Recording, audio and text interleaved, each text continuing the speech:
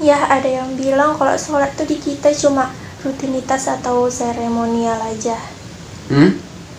Ada Kok yang, bisa gitu? ya, sholat kan bisa mencegah perbuatan munkar dan keji. Tapi kok Keji masih dan mungkar. keji dan mungkar. Tapi kok masih banyak umat Islam yang masih saling perang, saling bunuh. Kita juga umat Islam masih sering mencela, mencaci. Terus ya kalau orangnya yang salah ya jangan dikaitkan dengan sholatnya, karena memang sekarang ini banyak sih, di internet juga ada banyak itu yang beredar, terutama ini dari pemahaman yang liberal sekarang ini.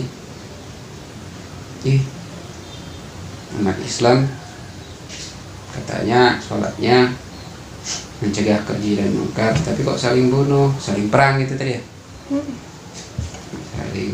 saling menjatuhkan dan lain sebagainya umat Islam. Lalu ada yang bilang Islam itu hanya mentingin sholat aja, sementara yang lain banyak terabaikan gitu, saling ngejek lah, saling mencela gitu. Ya ini kan sebenarnya logikanya nggak pas. Pertama, kenapa nggak pas? Emang yang perang itu hanya umat Islam? enggak. Yang saling ngejek, saling mencaci, saling bunuh, apa hanya umat Islam? Enggak. Enggak kan? Lalu yakin yang saling perang, saling bunuh itu dia sholat? Enggak juga. Enggak juga kan? Yakin yang saling bunuh, kalaupun dia memang sholat ya, yakin yang mencela, yang saling bunuh, saling perang tadi itu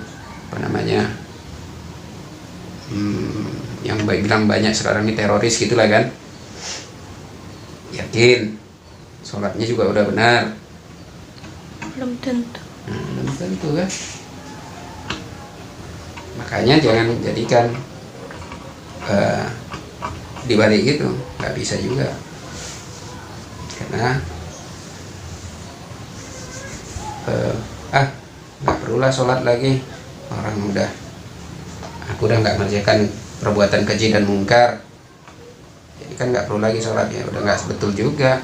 Lalu umat Islam masih banyak berbuat keji dan mungkar, berarti sholatnya nggak benar, nggak perlu lagi. Nah, ya nggak boleh gitu.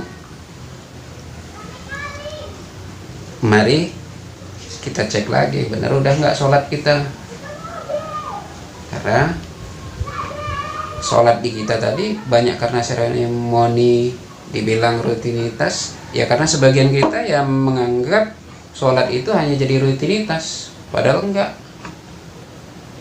Sholat itu harus benar-benar kita berikan yang terbaik untuk Allah dengan mengikuti apa yang dicontohkan Nabi.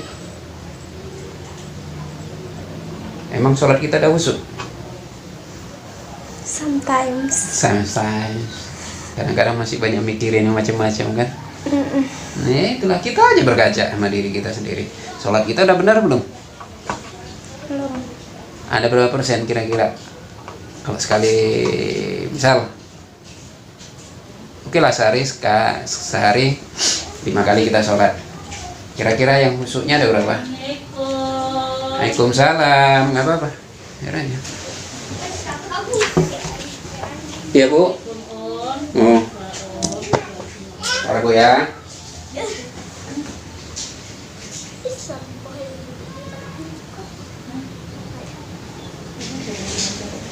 Kasih kan.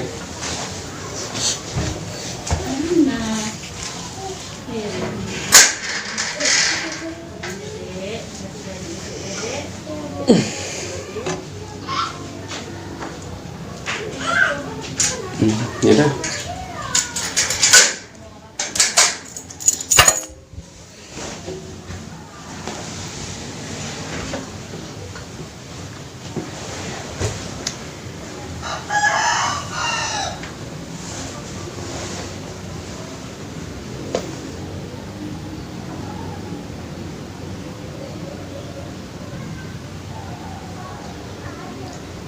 Gimana tadi? Lanjutin. Hmm, Hmm,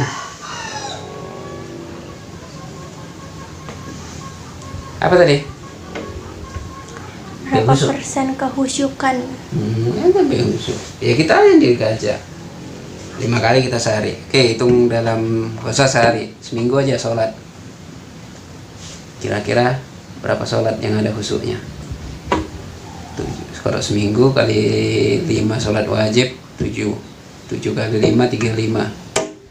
Dari 35 kali sholat, kira-kira berapa kali sholat yang ada khusyuknya? Nggak sampai 20, nggak sampai 10. Sampai 10. Itulah. Kita aja sendiri berkaca. Makanya jangan sampai kita juga menyebutkan bahwa ketika perbuatan umat yang salah lalu kita salahkan sholatnya, ya nggak betul juga. Gitu. Seharusnya kita harus semakin memperkuat sholatnya untuk agar umat ini semakin baik, bukan malah meninggalkannya. Karena orang yang meninggalkan sholat itu nanti di akhirat nggak diterima amalnya, nggak ditimbang amalnya, dan dia juga termasuk orang-orang yang nggak selamat ketika di hari kiamat. Coba lihat di surat Al-Baqarah ayat 1, 2, 3 ya. Mana yang menyebutkan sholat? Al-Baqarah pertama.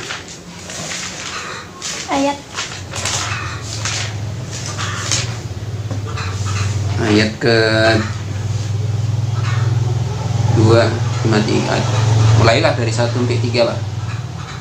Artinya Baca aja sekalian, hitung-hitung tambah pahala. 1 huruf 10 kali kebaikan.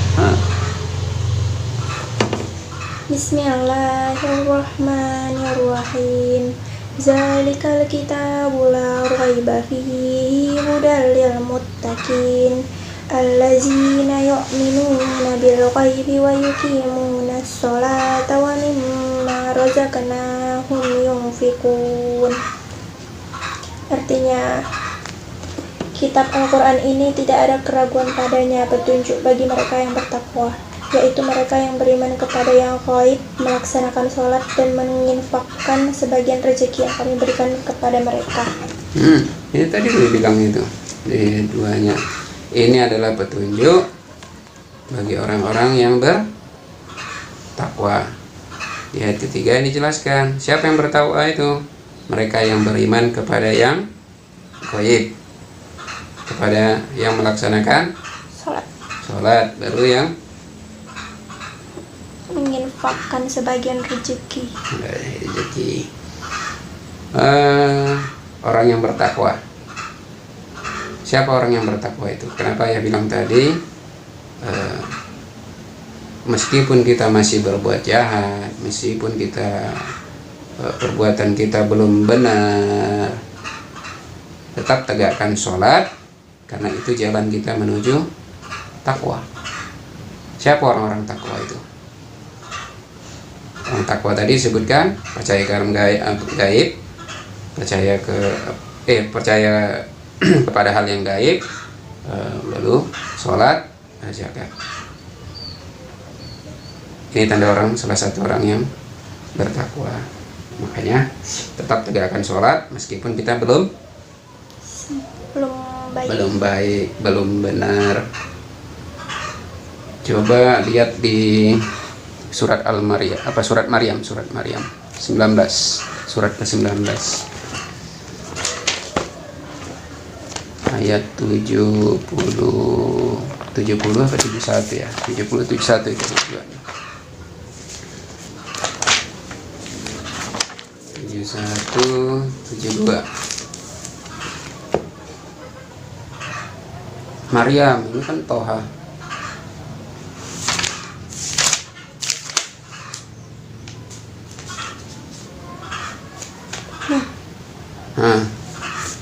70 71 juga. Dan tidak ada seorang pun di antara kamu yang tidak mendatanginya neraka. Hal itu bagi Tuhanmu adalah suatu ketentuan yang sudah ditetapkan. Bahwa 7 berapa tadi? 71.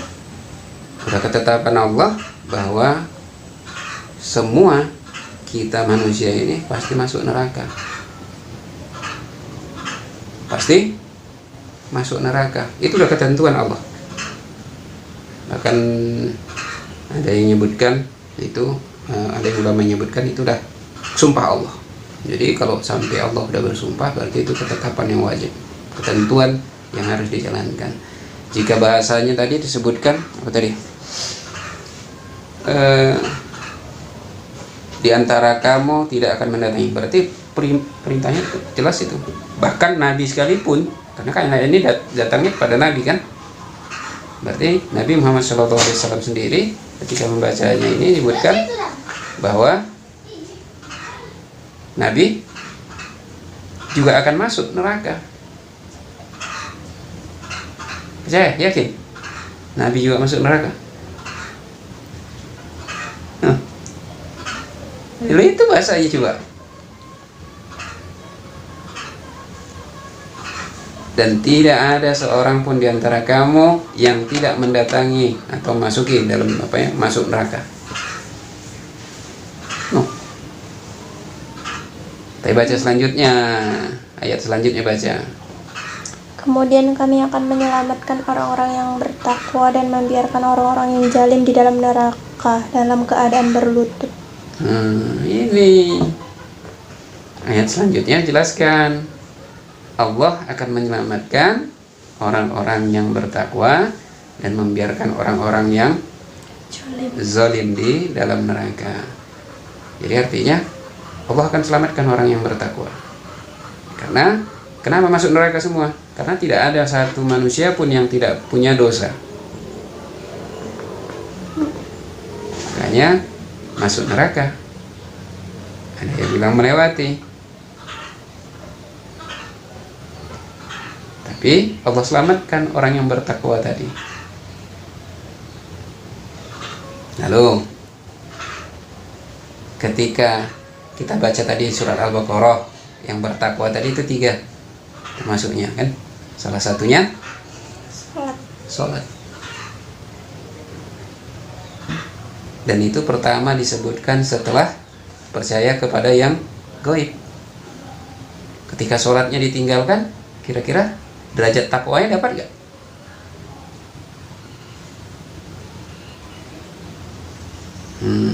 Makanya jadi ini yang perlu hati-hati, jangan sampai gara-gara penafsiran itu muncul di kita itu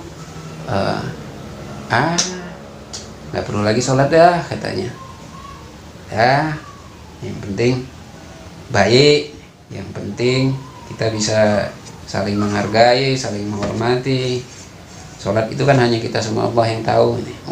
Ya beda, nggak mungkin, nggak